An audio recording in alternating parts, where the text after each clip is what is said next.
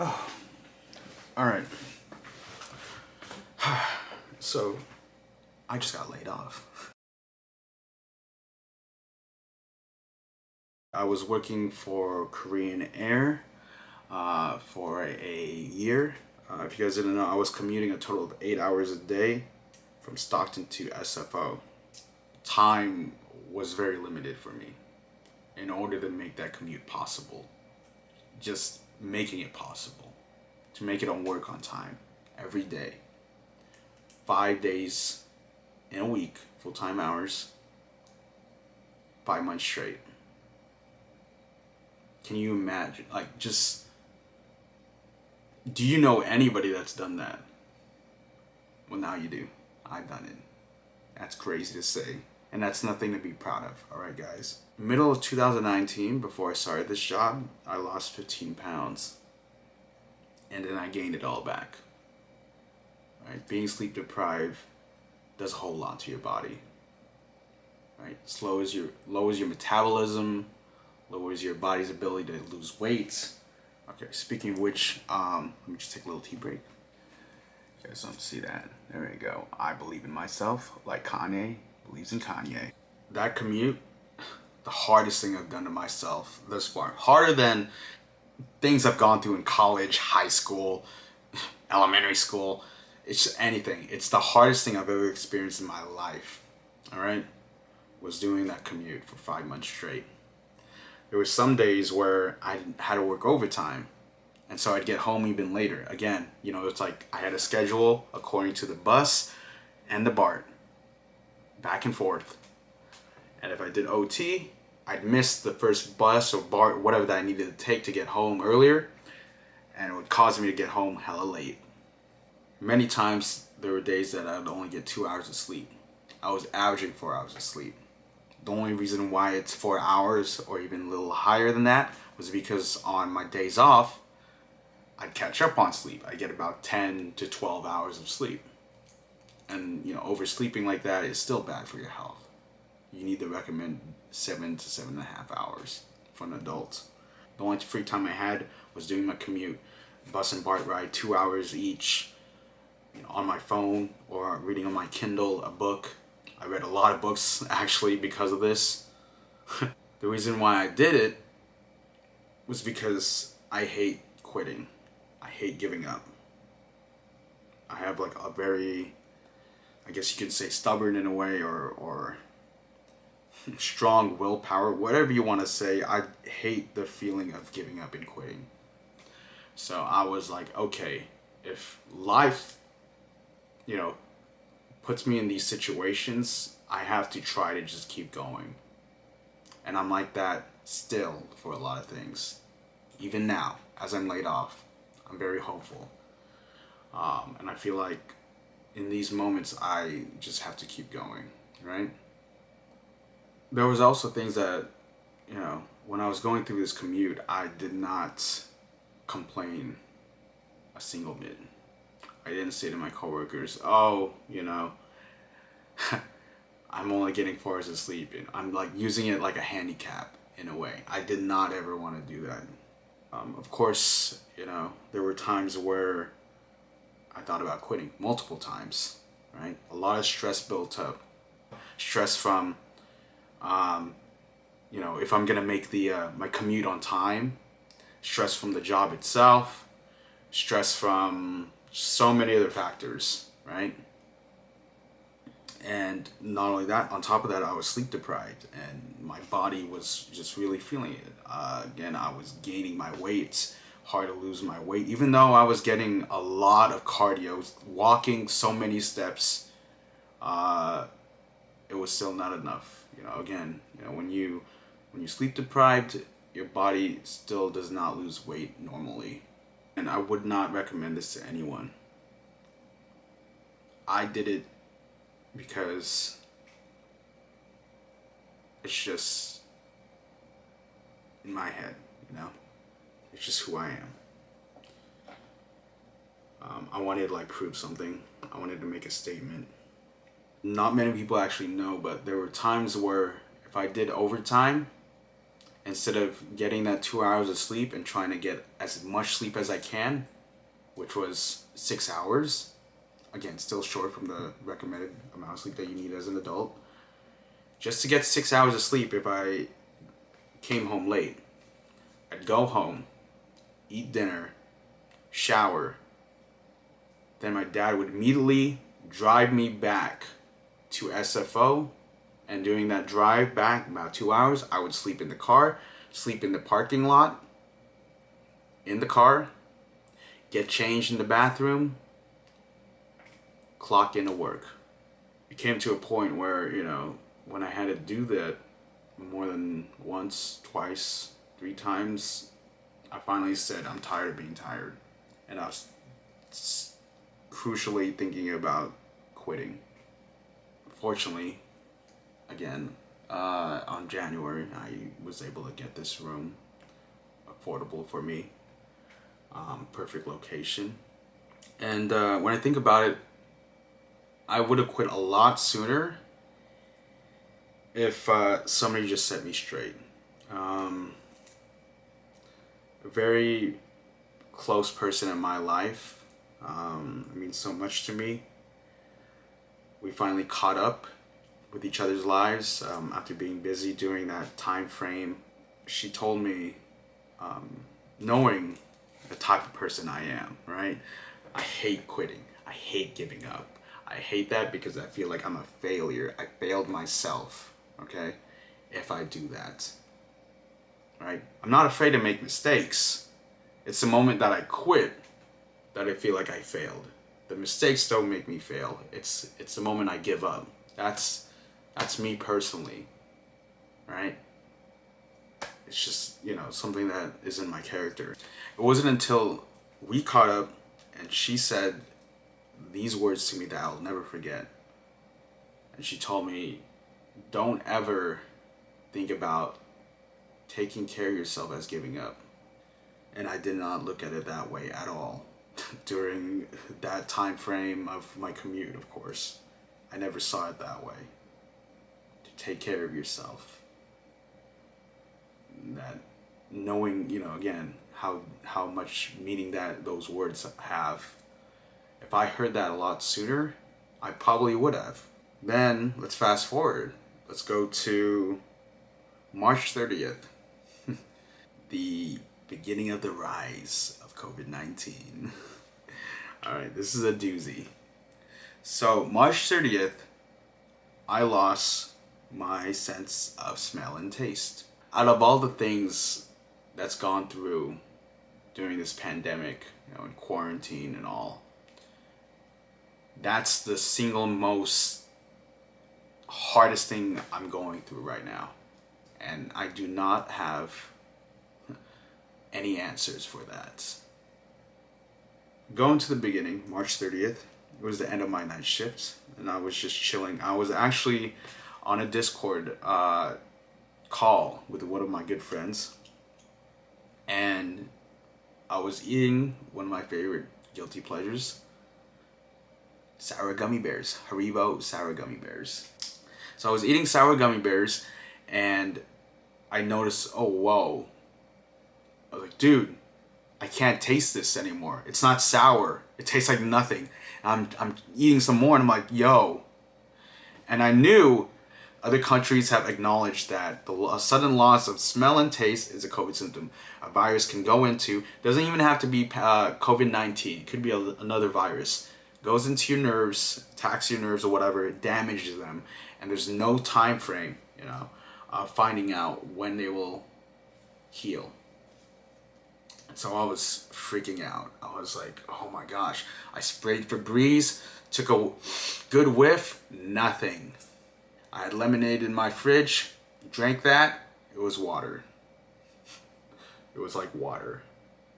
Tried soda, it's like sparkling water. Tried beer, it's like sparkling water.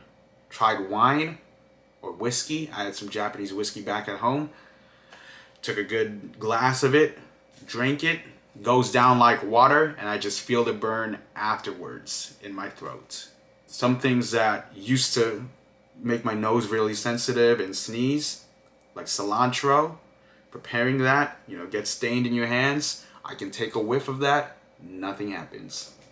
Initially, since the CDC did not acknowledge it as part of a COVID symptom until late April, I was not eligible to take the COVID test. Of course, testing was a lot more limited back then, right? So my doctor did not, could not issue me for the COVID test just because of these things weren't in the CDC's guidelines. Of course, I had to quarantine myself for 2 weeks straight, just in case, just to be safe. I took a month off of work. Once the CDC added it to the COVID symptoms, I was cleared to take the COVID test. And of course, it was going to be negative because it's already been a month, right, of first experiencing the symptoms. So of course, after the 2 weeks incubation period, virus probably did its damage, did what it needed to do, left my body, took the test 2 weeks later, when it was clearly away, and it was going to be negative. And of course, my doctor said, "Oh, just because your results are negative doesn't rule out the possibility that you've had COVID-19 and this was your only symptom." Of course, just to be sure, for any brain damage, nervous system, I had to take an MRI scan. First time I ever experienced that, and it was good thing we have insurance, right? After the MRI scan, I've gone through the scope. So they had to put the scope camera through both of my nostrils. That was worse than the COVID test, by the way. If people are tripping about the swab in their nostrils, that scope is worse. The swab goes in, right, for the COVID test and goes right out. That scope, even if they numbed my nostrils, the doctor numbed my nostrils, goes in once, right? Goes in a second level, goes in a third level for a good while. Both nostrils.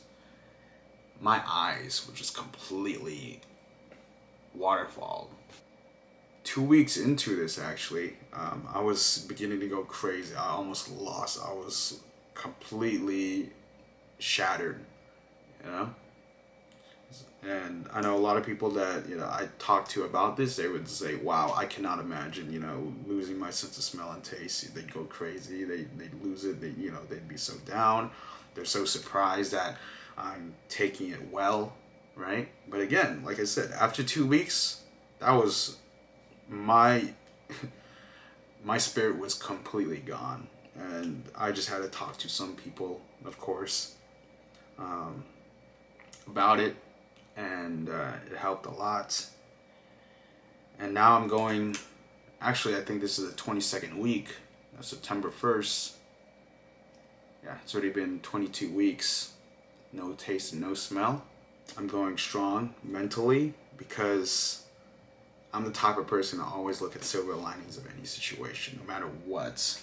So, as somebody that loves to cook and loves to bake, loves food, love tasting food, how am I going to take advantage of this situation?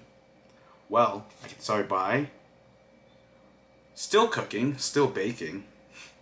Think of it as like Beethoven, right? Oh, he lost his hearing and he still made music. Eventually he stopped making music shortly after he went deaf. But think of it that way, all right? And I actually looked up chefs that had anosmia. By the way, anosmia is the sudden loss of smell and taste. That's what they call it. And there's a few chefs that, lost their smell and taste. They still do what they do. So it's possible. As long as you just have to approach things a lot differently, right? So I can still do that. I can do the things I love. The approach is a lot different. And I can't try my food. I have to let others try it and see if it tastes good or not. It's all trial and error, right? Number 2 was change my diet. Right? Of course. Duh. I cannot taste. Therefore, I can't enjoy my food.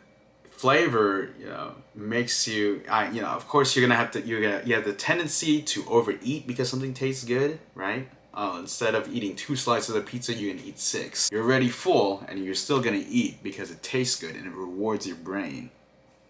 Okay? So that's one thing that's gone. Overeating. The second thing is junk food. What's the point of eating chips? I mean, of course, I'm imagining taste, right? That's the only enjoyment I get, is to imagine taste in my head from what I remember. Anything new I try, completely blank slate. I don't know what it tastes like. It's going to be blank to me. Junk food, we're just going to be from memory. But what's the point of eating junk food if I can't fully enjoy it? I'm only going to get like 20% of the enjoyment, just from imagination. So I cut junk food. No chips, no, in general, unhealthy food like instant noodles. No unhealthy desserts like ice cream. I barely ate. I could even get away with, again, eating the low fat, or the healthier options of these things, right? Like low fat ice cream, no sugar added. Doesn't matter. I can't taste the difference. I'm just gonna imagine ice cream normally, or the difference of diet soda and regular soda, or sparkling water. Doesn't matter. They're all gonna taste like sparkling water. All right. Beer. What's the difference of beer and White Claw? Doesn't matter. It's all gonna taste like sparkling water. You guys get the memo, right? So there's no point of me eating junk food. And I replace that with fruits and vegetables. Easy, right? Even if it's a vegetable I've never had but it's super healthy for me, even better, right? It's a blank slate. It could taste completely bland and just bad, and it doesn't matter. I'm just gonna be, I'm eating this, it's good for you, okay, wow.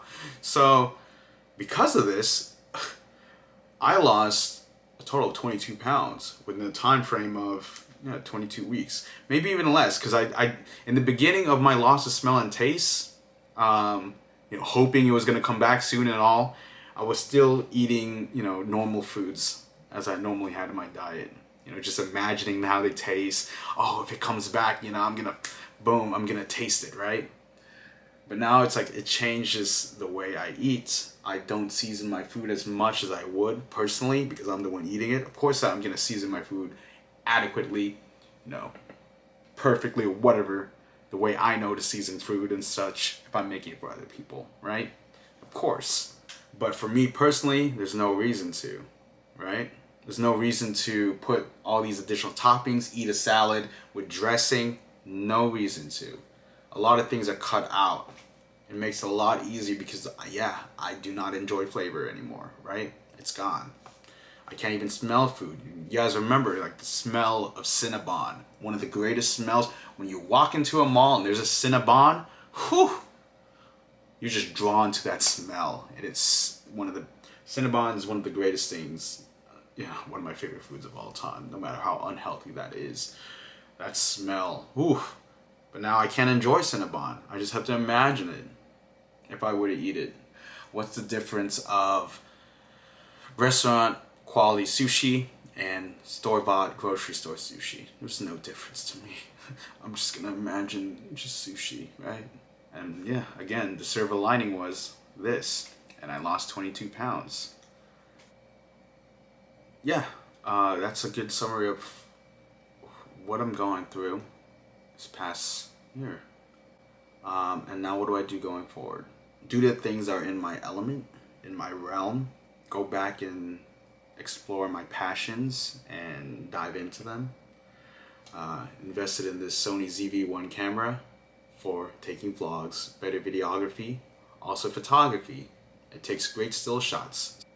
I'm gonna go back to my art and my sneaker designs. I was originally doing it on my iPad, and so I replaced the iPad with a Wacom Intuos Pro S drawing tablet, and it's been a great learning curve for me. Of course, it's caused me to go into Photoshop.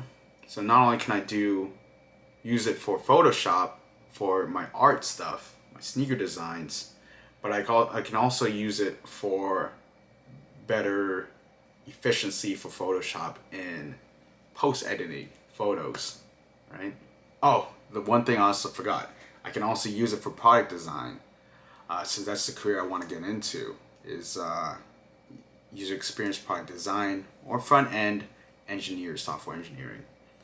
But I really love designing apps and software and interaction. I have a really knack for that stuff. So the tablet has a lot of purposes, right? The other investment I made is 16-inch MacBook Pro, and that's the reason why my iPad got neglected. If you guys didn't know, the 16-inch MacBook Pro starts with the i7 and its configurations, and then goes for the i9 and its configurations. And I went for the i9, 1 terabyte, 16 gigabytes of RAM. So currently, my MacBook Pro is more powerful than my gaming PC. The only thing my gaming PC has an advantage of is the graphics card, of course. Okay, my hair is kind of, yeah. One of the things I learned from quarantine, of course, is cut my own hair. I've been doing basically just the sides and sometimes the back this whole year. So I've been leaving this completely uncut, and that's how my curly hair came back. So when my hair is medium to short, it's straight, but it's still kind of thick. You can see that my hair kind of still like curls a bit when it's short, but growing it out, yes, I have curly hair. If you guys seen my baby pictures, yeah, I have. So it's kind of like I don't know, it's a little bit of a faux hawk that I usually give it, but it's very curly, and it just does its own thing usually, but not bad. One of the highlights of quarantine, right, and not being able to go to the hair salon and barber. But what was I talking about? Oh yeah, my investments. Yes. So we got the camera down, we got the Wacom tablet, we got the MacBook Pro. So a lot of things are not only helping elevate my passions and what I'm into, but I'm also thinking about what I can use for a long time, for my career, for other reasons, right? One of the recent things I treated myself to for my last birthday, a birthday gift to myself, was a very high quality chef's knife, all right? And I actually have it with me too. I use it to prep my healthy foods these days. Stocks, something I got into, right? Once the market crashed, I immediately got into stocks. I did my homework. I researched a lot, and I'm doing well. So the knife that I gifted myself is the Miyabi Mizu SG2. Right? You see that reflection. It's a very sharp knife. It's made out of a powdered steel, and of course it's made in Japan, right? Is that focused? Wow, I'm actually surprised this camera can focus on a knife that's very reflective. But great knife. Almost forgot, the other investment I made is the Google Pixel 4a, right? So this phone just recently came out. I pre-ordered it the day the pre-orders opened on the Google store, and I bought this as a secondary phone for developer purposes, and just to see, of course, like the long term of it is it's a Google Pixel, so it's gonna get updates, the latest Androids, the latest betas, and yo, doesn't my hair almost look like a pompadour? Like I look like those delinquent punk characters in anime, right? And then, there was people that were off-put by my long stories. Sometimes they go like 15, 20-minute long stories. And then there's people that were generally interested and they love watching my stories. And they give me a lot of feedback. Hey, LJ, why don't you start YouTube vlogging, because you talk about a lot of interesting things in your Snapchat stories or Instagram, whatever it is. So this is the beginning of the LJ way. If you guys didn't know, the LJ way is my way. It's my life philosophy. It's my way of doing things. It's the LJ way, right? So, yeah, thank you for watching this. I know that it was kind of boring. I just sat here and I just spoke about a lot of things. And yeah, so this is just the beginning. And I'm going to do great things. I know that sounds pretty conceited to say, but this is the beginning, guys. And it's the LJ way. And I'm taking you guys on this journey with me. So thank you. That's it. That's the first vlog.